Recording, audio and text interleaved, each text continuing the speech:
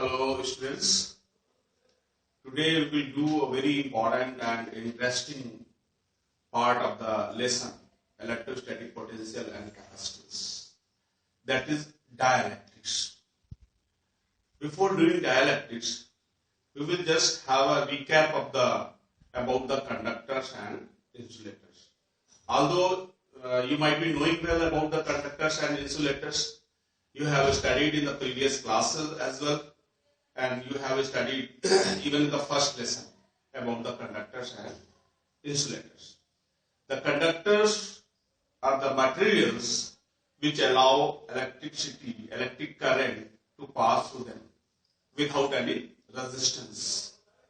Whereas insulators are the materials which do not allow the electric current to pass through them. We can say they block the electric currents. Conductors have the large number of the free electrons. These are called the conduction electrons.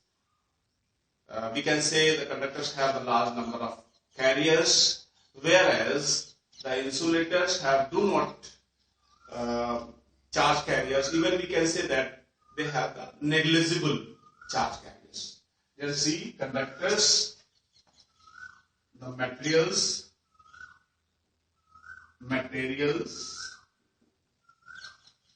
which allow electric current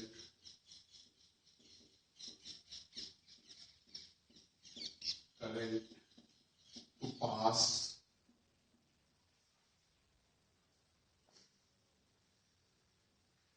and insulators, materials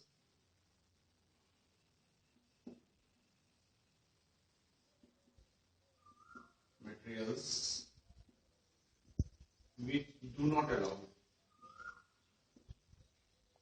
allow electric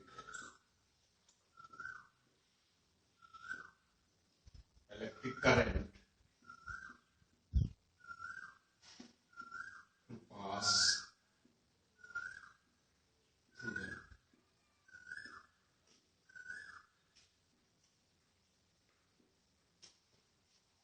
through them.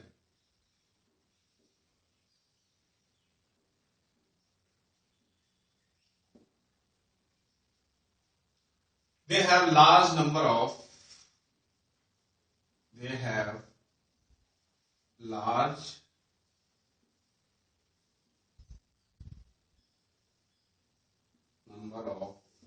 carriers. Carriers means free electrons.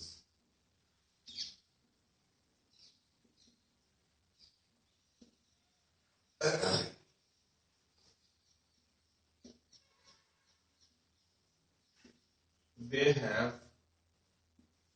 almost zero carriers or negligible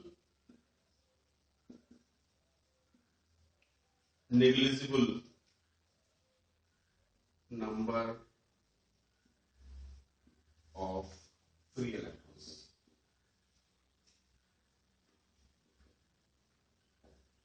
This is what is the basic difference. Examples: all metals,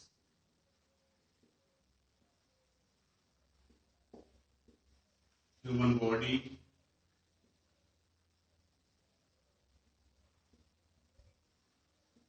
mercury,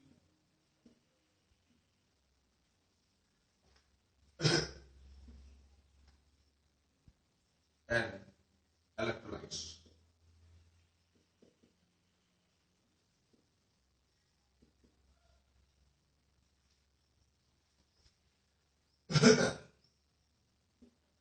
Examples: dry wood, air, plastic,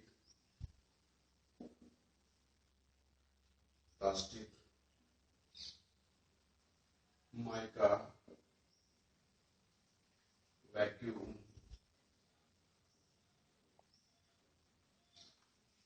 etc. Teflon, wax, etc. Here is one important these electrolytes. In electrolytes, positive and negative charges both are the charge carriers. In this, only free electrons. In case of the metal conductors, there are the only free electrons are the charge carriers. Whereas these electrolytes are concerned, the positive and negative charges both are the charge carriers. But this is what is not in our scope to study in this particular part. In electrolytes,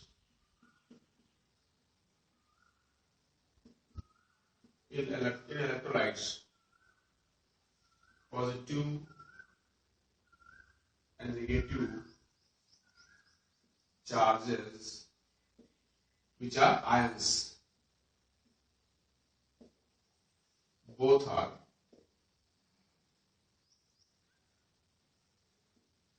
the charge carriers.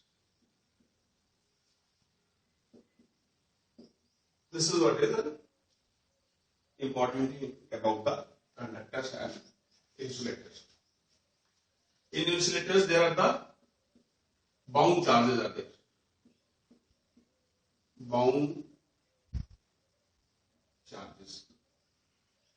In this case, our bound charges are there, and in metals, the free charges are there. Free charges. Free charges, they have only kinetic energy. Only kinetic energy. Because free electrons within the body of the conductor, they get free from atom and the freely moves, randomly moving within the body of the conductor. That is why they are possessing only kinetic energy. Whereas the bound charges, they possess Ke, kinetic energy, and Pe, both. This is what is an important point, difference between the bound charges and free charges. Free charges are found in conductors, whereas the bound charges are found in insulators. Why the bound charges have the kinetic energy and potential energy both? You know, the electrons are revolving in different orbits which are closer to the positive nucleus. These negative electrons are very strongly bounded with the electrostatic force of attraction. Whereas the valence electron, the electron which is revolving in the outermost orbit of the atom, they are very loosely bonded and they get free by the thermal agitation, and randomly they get free from the atom, but randomly move within the whole volume of the conductor. That is why they are possessing only kinetic energy. Here they have the potential energy. They have the potential energy because they are fixed in a particular orbit. Due to the location of these bounded electrons, they have only the potential energy and kinetic energy because they are revolving in an orbit, so that they have the rotational kinetic energy. This is about the conductors, insulators, free charges and bound charges. Now we will study the behavior of the conductors and insulators when they are exposed to the external electric field. What happens when the conductors are placed in external electric field and the insulators are placed in external electric field? Just see.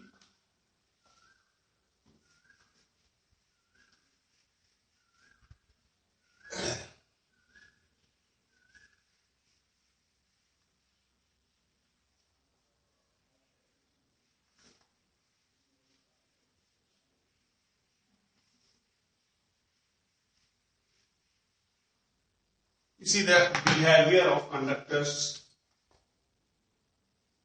behavior of conductors and insulators in external electric field. How they behave? Suppose here is a conducting material.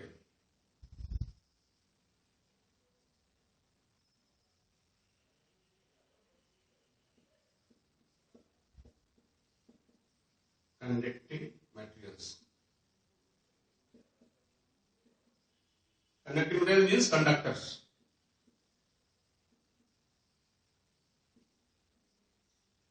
And we take another sample of the insulating materials, means non-conductors. Non-conductors.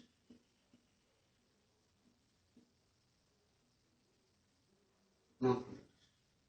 Insulators.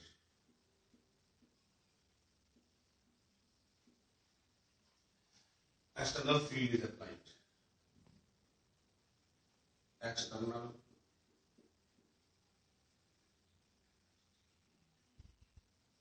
field, that is E naught, is applied. In this also, external field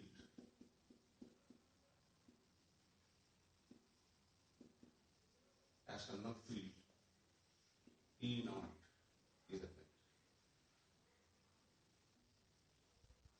In both these symbols, what happens? In this case, the bond electrons are present, which are strongly bonded. And in this, the free electrons are there. Then as and when external field is applied, and you know the direction of external field, it always originates from the positive charges and terminates to the negative end. Then this is what is a positive and this is what is a negative end. When this is applied to this, then the free electrons which are moving randomly in the body of the conductor, they started setting up, they started displacing up in the direction opposite to the direction of field. Like they move in a direction opposite to the direction of the field. These are the negative electrons. And when they move in a direction opposite to the direction of the field, whereas the positive charges, they set in the direction of the field. Then the all conducting material, when the negative electron started displacing towards the direction opposite to the field and positive charges in a direction of the field, thereby they establish their own electric field. That electric field is this. That is, this electric field is this. They started setting up their own electric field. This electric field is, it is EI. E induced. E induced. And whereas this field was, that is E external. Then the induced field is equal in magnitude to the external field and in an opposite direction. Means E naught in this direction and the same amount, it is E induced. Electric field induced in a direction opposite to. Therefore, they cancel the effect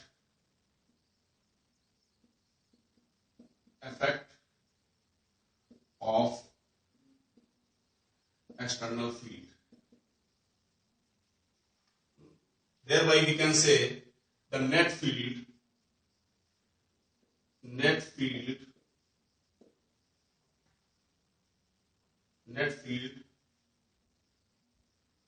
inside the conductor is 0. And this position is called as electrostatic equilibrium. Electrostatic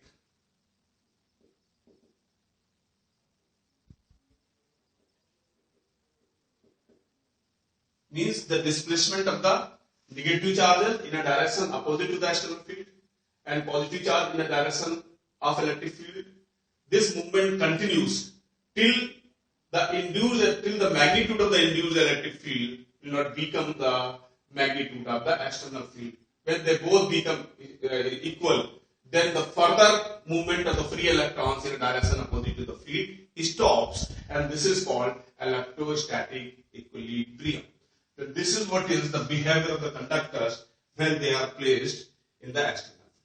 Now we see how the insulators are behaving. We see how the insulators are behaving. When insulating material, in case of the insulating material, there are the bound charges. And what are the bound charges? The charges which are very strongly attached with an electrostatic force of attraction, means positive and negative charges. They are very strongly bounded. And to displacement of these charges is not easy. But when these bound charges comes under the effect of these external electric field, then they shed up. Then also the negative charges they displace in a direction opposite to the field.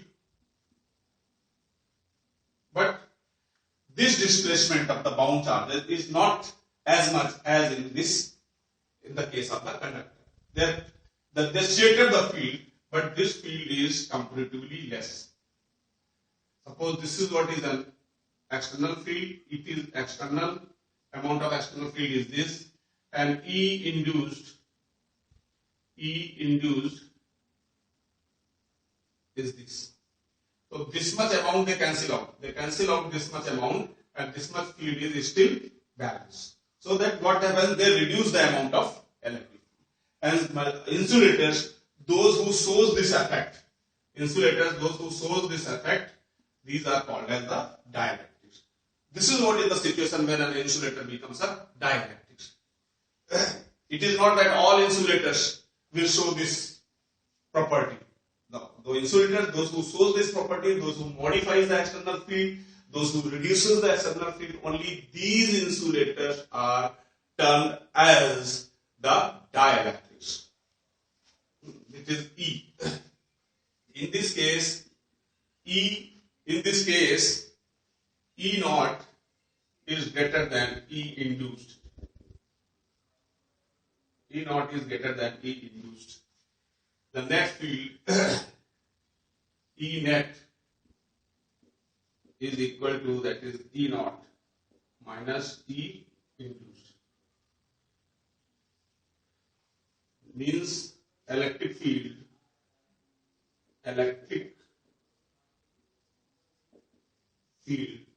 is reduced. In this case, the insulator becomes an dielectric. So I think so.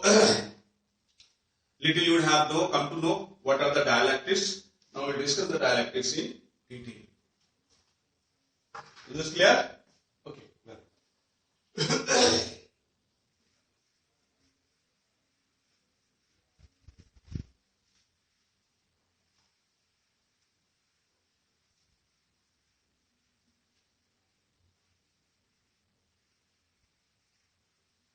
Dielectrics.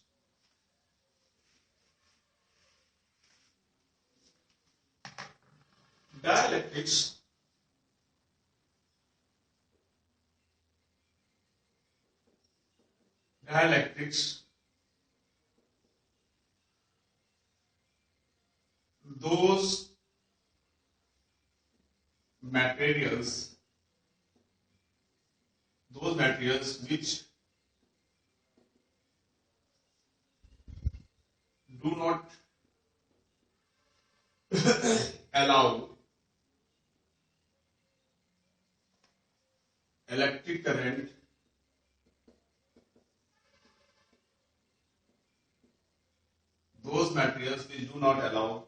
electric current to pass through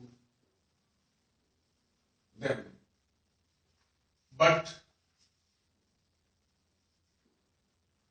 modify external electric field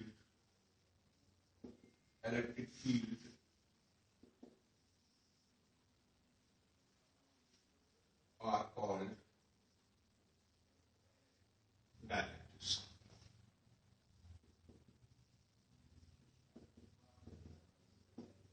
Then you can say there is a very thin line between the insulators and dielectrics that we will discuss.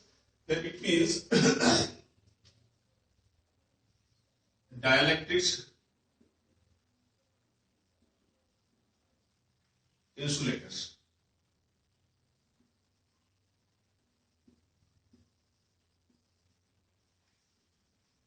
In dielectrics,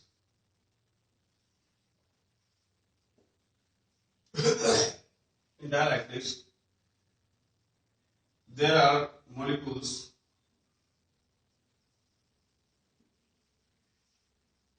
are bounded with weak bonds.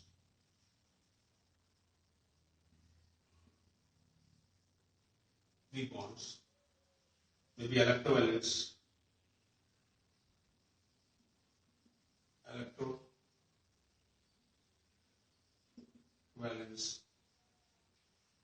bonding.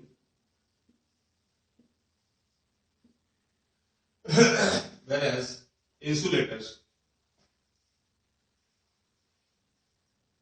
strong covalent bond.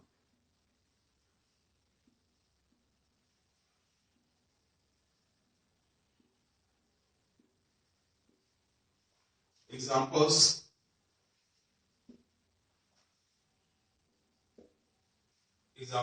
air, vacuum, water, Teflon. This shows the electrical behavior, etc.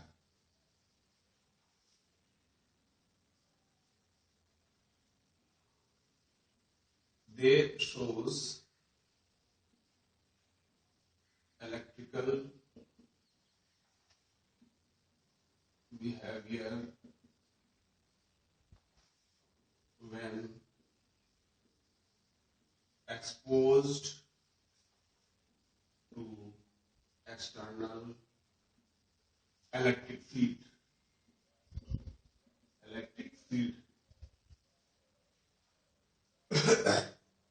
Here examples, that is dry wood, rubber,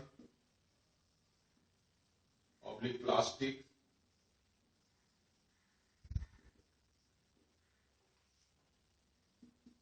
mica, etc. There is a very little difference. All insulators are basically dielectrics. Then we can say the important point is to be noted. All insulators are not dielectrics. All insulators are not dielectrics. All insulators are not dielectrics, but all dielectrics are insulators. Is that clear? A very thin line is there between the insulators and dielectrics. I think that now is clear to you. Fine. Okay. Now we will study the types of the dielectrics.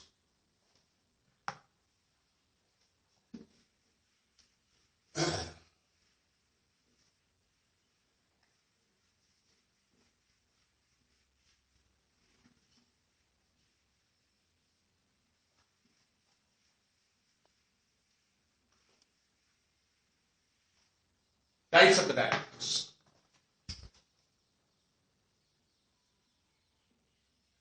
Type.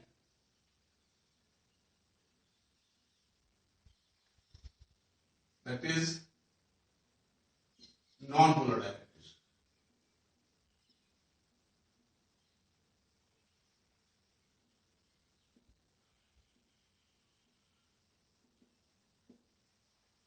And polar dielectrics.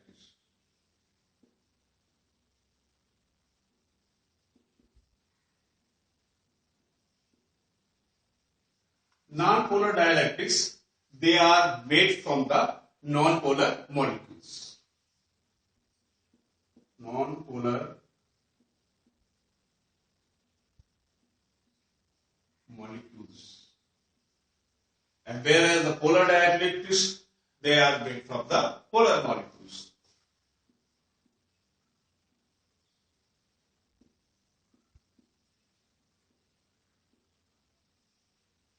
Then the dielectrics are classified in two categories on the basis of their molecular arrangement. That we will study here first of all, that non-polar dielectrics. Non-polar, polar, non-polar molecules.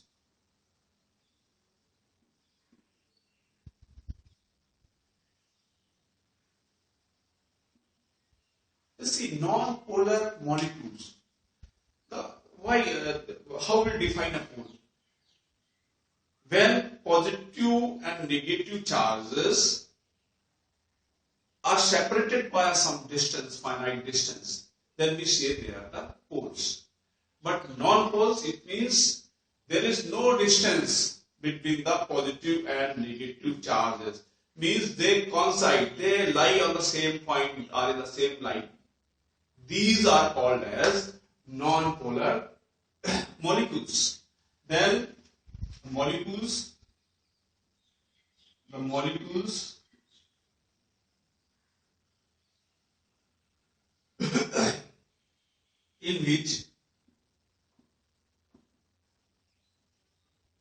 in which center of mass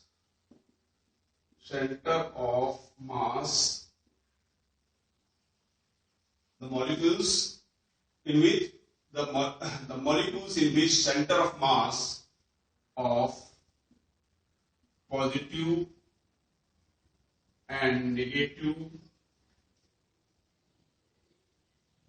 charges coincide.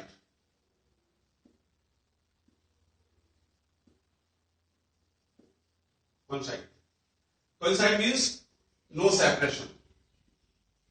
No separation. The molecules in which center of mass of the positive and negative charges coincide means no separation, no distance between them, are called non-polar molecules. Non-polar molecules.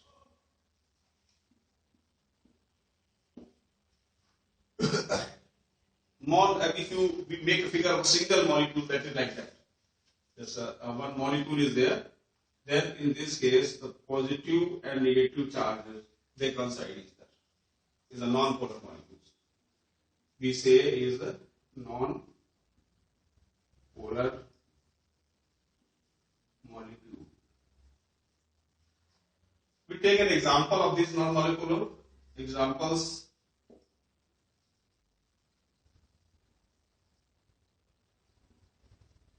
In case of non-polar molecules, examples are like hydrogen, nitrogen, oxygen, CO2, etc. They are non-polar molecules. How the center of positive and negative charges they coincide each other, that will show you question. Suppose if you take an example of, before this, one thing you have to note it.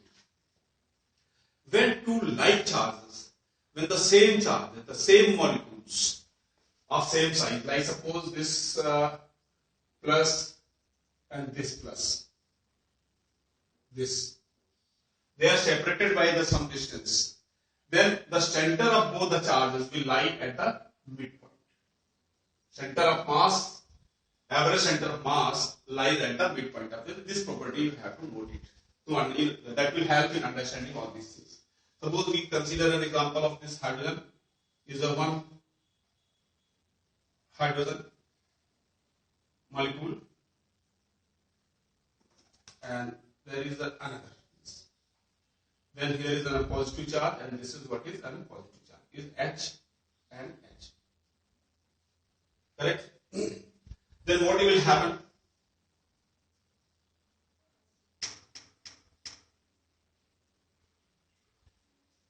Their center will lie at the midpoint of this. The center of mass of this positive charge will lie here at this point.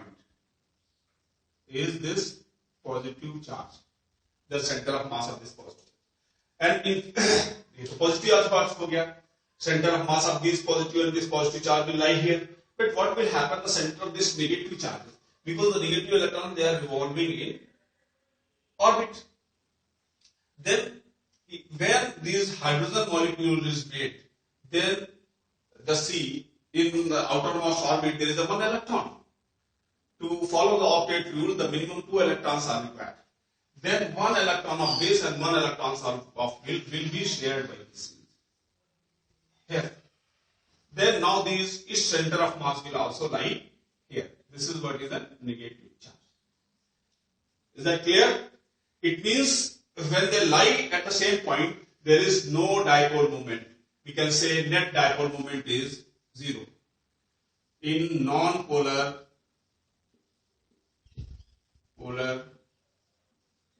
molecules,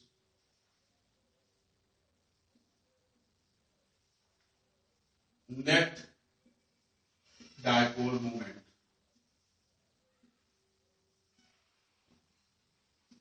is 0. They don't have a dipole. We can consider the example of the carbon dioxide. The C is the carbon atom. This is what is an, and here is an oxygen.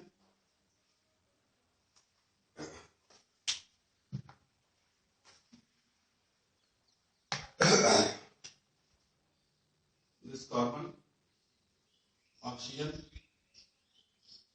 and oxygen. Then positive, here is another one positive charge, and this is negative and this is negative. Then what happens? It is COO. The center of these two, where will lie? At the midpoint. If you join them, then their center will lie at this midpoint. At this point, their center will lie. That is negative charge. Correct? Then it means in this case also, likewise in the same way, if you want the electrons will be shared here, electron of this oxygen, 2 electrons of this and 2 electrons will be shared here. They will be at this location, and their center of mass that will lie at this point. So it means positive and negative charges they are at the same point. It means they coincide each other. Hence, just see if dipole moment of this you consider, then one dipole moment is this, negative to positive, and another dipole moment is this, that is negative to positive, then P is equal to net dipole moment is 0.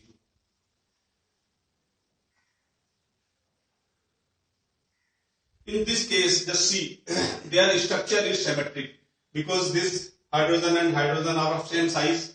In this case, nitrogen 2, they will be same size, oxygen they will be of same size, here is the same size. So that their structure is that they are symmetric.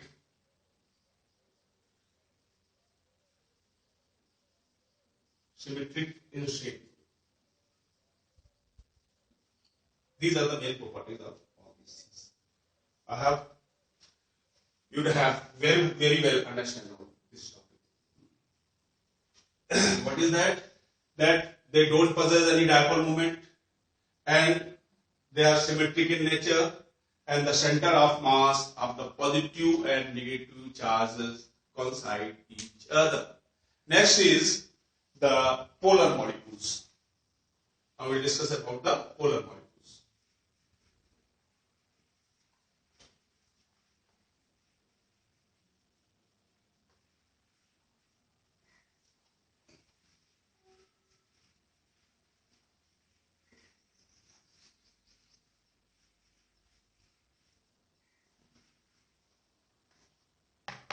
Polar molecules.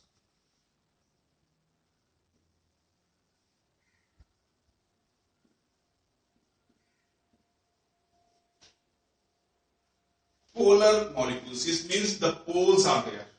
And where pole means there is some finite separation between the positive, between the center of mass of positive charges and negative charges. They form a dipole. That is why the polar molecules, they have permanent dipole moment.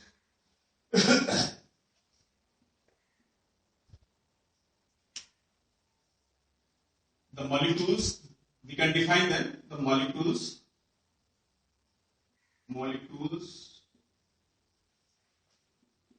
in which center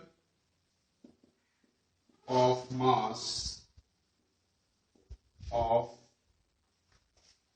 positive and negative charges do not coincide. Don't coincide.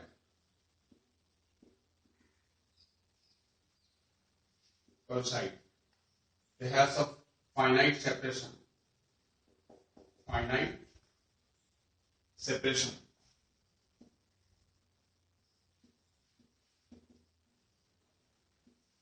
Are called polar molecules.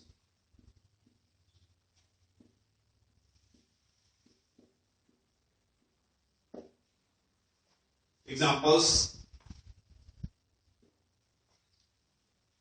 like water, HCl, NaCl, etc. Let's see how we'll see that what happens in water molecules. Water is have a triangular structure. There is an oxygen, and there are two hydrogen atoms.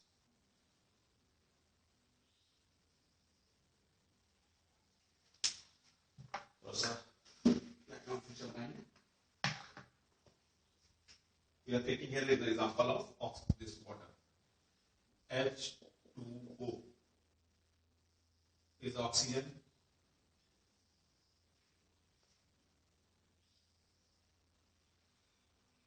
This H and O. This negative charge. Oxygen is negative and hydrogen is positive. Then again the same property. The same atoms or molecules of hydrogen, they are separated by some distance. Then their center of mass, where the center of mass will lie at this point. That is positive. Here this is center of mass of positive charges. And center of mass of negative charge is here. That will also coincide this. They are in the same line. They don't coincide. The center of mass of negative charge is here. It means they are forming some distance. Negative to positive. This is the negative charge. We can consider a Q. It is like a structure is this plus Q. They are forming a dipole moment. It means they have some permanent dipole moment. Similarly, HCl you can consider the CH. Then this is what is an chlorine. Chlorine is larger in size and more electronegative in comparison of the hydrogen. This is the chlorine atom. This negative charge. And is hydrogen atom. This plus signs. Then what happens is center of mass of this and this is separated by some distance. Then they will form a dipole moment. That is direction is this. They have some permanent dipole moment. So we will see there, we will write that polar molecules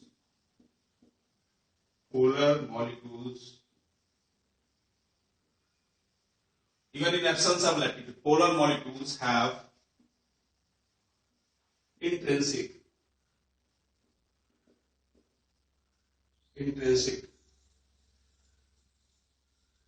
means permanent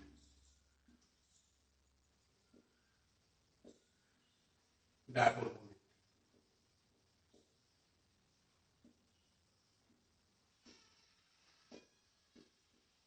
in absence of external field. This is what is the difference between the polar molecule and non-polar molecule. Non-polar molecules, they are having zero dipole moment in absence of the electric field, whereas the polar molecules, they have some permanent dipole moment in absence of electric field. One more property is this, that is another property is they are asymmetric, because the shape, the H is different and Cl is different, their symmetry is different, the different atom. Chlorine is larger, have more number of electrons in their outermost orbit. Chlorine is larger than that of hydrogen. That is why they are asymmetric.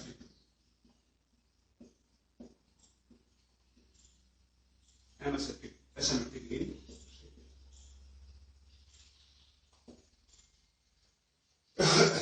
thereafter, this is all about the dielectrics and types of dielectrics. In next lecture, in a video, the very important part of this electric polarization we will study.